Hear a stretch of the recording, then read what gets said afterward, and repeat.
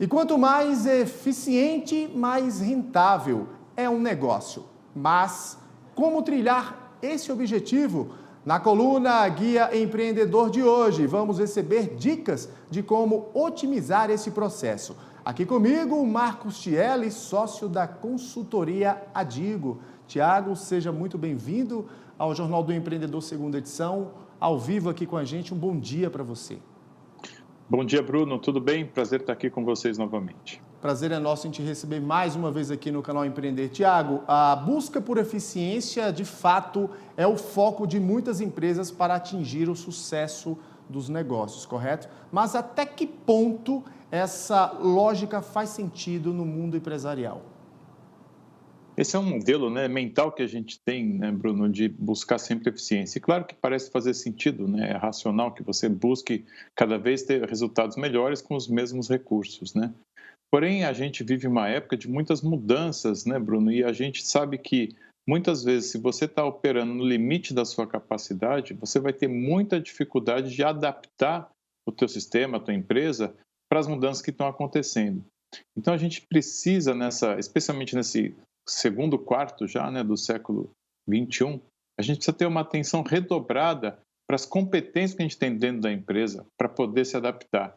E para que isso aconteça, muitas vezes eu não posso maximizar o resultado de curto prazo apenas, Eu preciso levar em conta outros aspectos, sendo que talvez o principal deles é essa capacidade de me adaptar a mudanças inesperadas, Por exemplo, a pandemia foi uma mudança que ninguém poderia prever.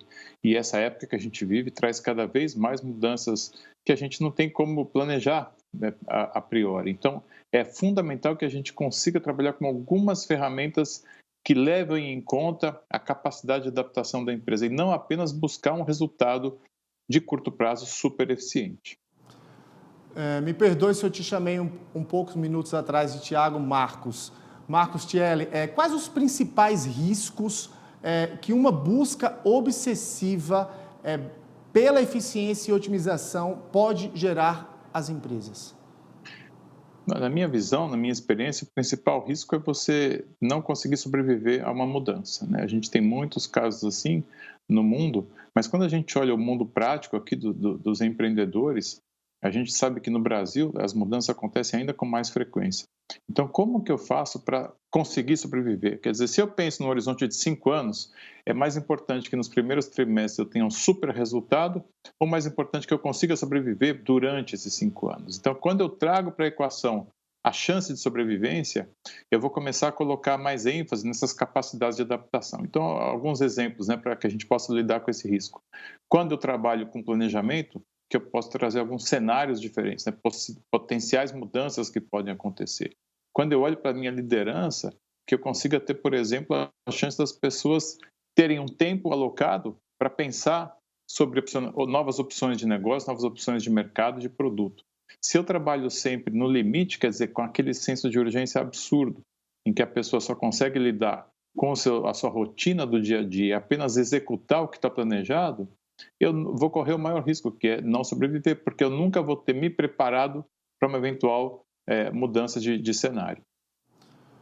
Marcos, na sua opinião, qual é o caminho mais indicado a empresas e líderes para construir aí, de fato, um crescimento saudável e estável ao negócio?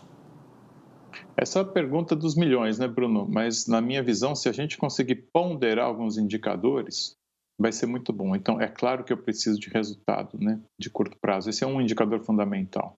Mas eu posso buscar outras métricas que mostrem se eu estou conseguindo permanecer saudável no meu contexto competitivo. Então, que valor que eu estou agregando para a minha força de trabalho? Qual é o número de inovações que eu estou conseguindo trazer? Ainda que sejam inovações pequenas, de rotina do dia a dia. Como é que eu estou lidando com a segurança psicológica da minha força de trabalho? Como é que a gente enxerga o ambiente? Esses são aspectos que mostram se a gente tem, de fato, uma organização que tem uma cultura um pouco mais saudável ou é uma cultura que está fazendo uso excessivo das pessoas e está, de fato, colocando todo mundo no osso. Então, pode ser que eu consiga demonstrar um resultado ainda bom, mas só que isso não vai conseguir ser perenizado conforme o tempo passa e as mudanças acontecem. Então, eu preciso ter na minha estratégia vários indicadores aos quais eu tenho que permanecer atento. e não apenas um indicador de lucro líquido de curto prazo, por exemplo. Então, eu preciso ponderar esses vários indicadores e dimensões de valor da organização para poder desenhar os meus caminhos de desenvolvimento das competências necessárias. Ótimas dicas, Marcos Chieli, sócio da Digo. Quero agradecer aqui a sua participação mais uma vez conosco no canal Empreender, estar ao vivo aqui com a gente no Jornal do Empreendedor, segunda edição. Prazer, Bruno. Muito obrigado.